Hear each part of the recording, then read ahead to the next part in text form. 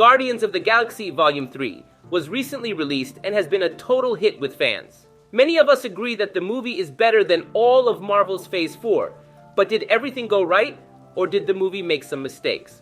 We will find out. Today in Charlietales, we will analyze the good and the bad of Guardians of the Galaxy Volume 3. As always, I warn you that this video has spoilers. Ready? Let's go.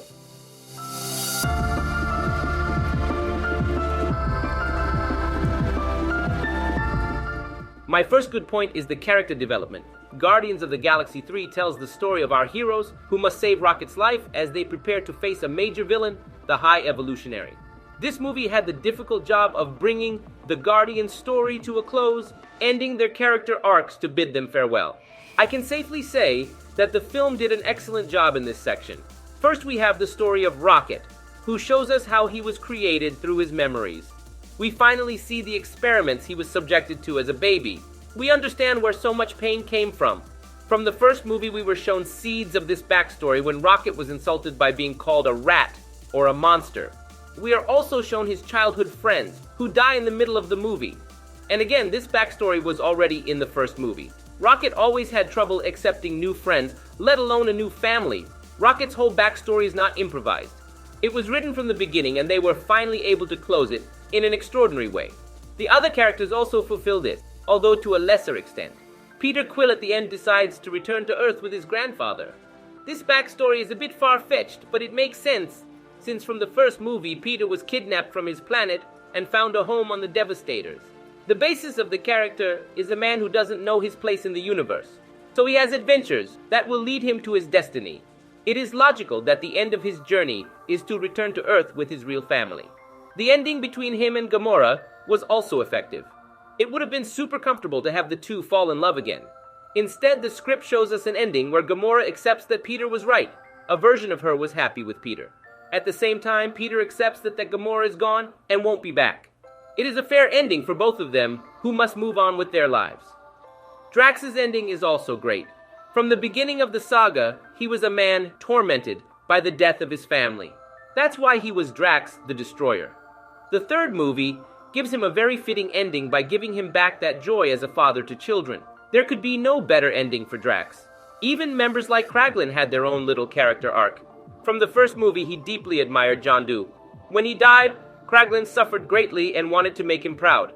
In this third film, we see how he struggles to handle Yondu's needle. He suffers a lot for not fulfilling his captain. But in the end, he's able to see him in a vision and regains his confidence. Kraglin achieves his goal of following Yondu's legacy. The thing is that all the characters had excellent developments and more than worthy endings. Very well handled in the movie. My second good point is the villain. Without a doubt, the tall evolutionist is one of the best things in the movie.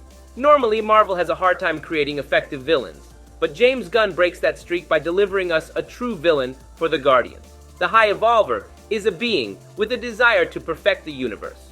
He experiments with different creatures to create a supreme race worthy of his demands. He was the one who experimented on Rocket as a baby, and in this movie, he reappears to finish the job. The Great Evolver is a great villain for several reasons.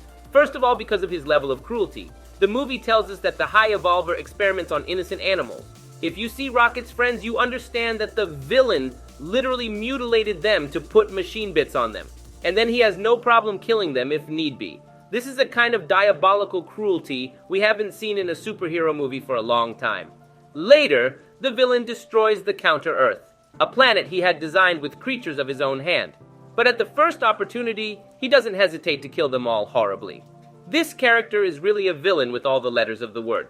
Maybe it was a little bit disappointing that he was defeated so easily at the end. I was expecting him to give them a bit more of a battle. However, the great thing about the villain is not in his strength, but in his actions during the movie.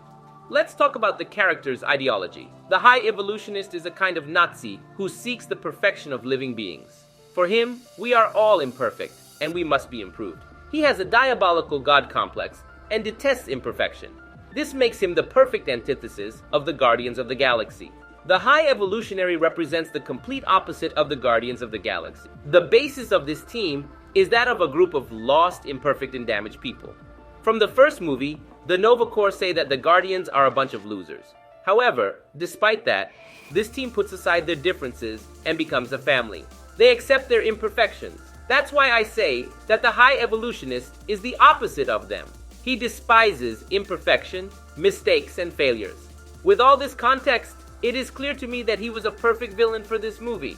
But now, if we go with my bad point of the film, if I have to choose one element, it would be Adam Warlock. In the film, we are introduced to the newly born Adam Warlock, a being of great powers who must capture Rocket to restore greatness to his race. Those who know something about the character will know that he is extremely interesting in the comics.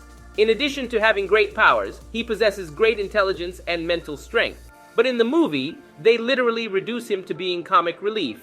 The plot in the story is fine because they explain to us that he just hatched from his egg. Basically, he is a child. So, by story, it is well written in the movie. However, you can tell that Adam Warlock was used in this movie to fulfill the typical comedy quota in Marvel movies.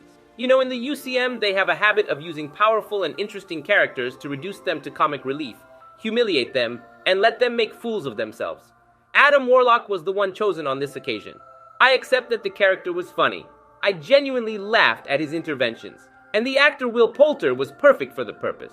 But if I had wanted a little more dignity for the character, or if I had wanted him to be used a little more, that would be my only criticism of the movie.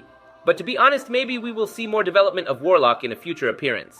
Guardians of the Galaxy Volume 3 is an excellent movie. It has a good script, a great villain, great fight scenes, and top-notch music. It suffers a bit from the classic Marvel problems, but James Gunn knows how to handle them and make the movie work great. Of course, I recommend it. And well, that's all I can say about Guardians of the Galaxy Volume 3. I hope you liked the video.